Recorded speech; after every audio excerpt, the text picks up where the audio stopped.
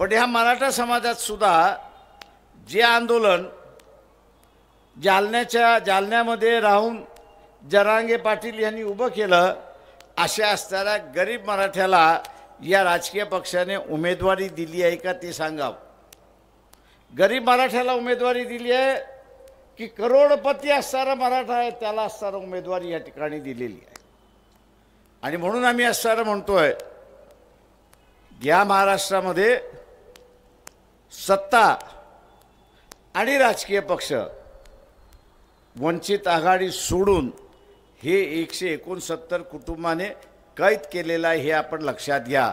आणि म्हणून उमेदवार ह्या बाजूने आला काय आणि उमेदवार त्या बाजूने आला काय हा त्या कुटुंबातलाच येतो, अशी असणारी परिस्थिती आहे। एक ठरवलं पाहिजे, आपण ठरवलं पाहिजे की उमेदवार हा कुटुंबातला असेल, हा राखीव मतदारसंघ आहे याची मला जाणीव आहे। आणि म्हणून काँग्रेसने कुटुंबाचं राजकारण करता येत नाही, म्हणून अशा असणाऱ्या उमेदवार उभा केला आहे की ज्याची व्हॅलिडिटी ही पुन्हा चॅलेंज केल्या जाईल आणि नव्यानं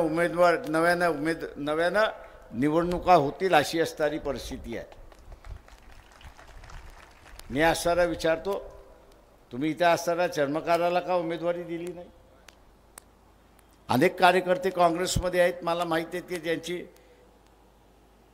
मागणी होती, जिल्ह्याचे उमेदवार होते त्यांना मागणी होती पण त्यांना दिली नाही।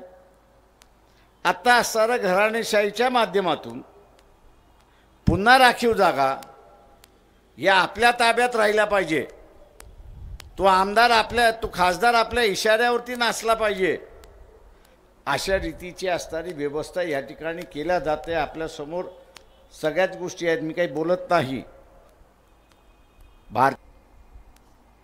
भारतीय जनता पक्ष हे आता लातूर जिल्ह्यातले सुद्धा अनेक जणांना गिळंकृत करते असं मला दिसतंय। इन्क्वायरी खाली आहे, MIDCच्या जमिनी ज्यांनी बळकावलेल्या आहेत त्यांची इन्क्वायरी सुरुवात झालेली आहे। इलेक्शनच्या नंतर त्या आपल्या BJPच्या घरी आपल्याला दिसतील।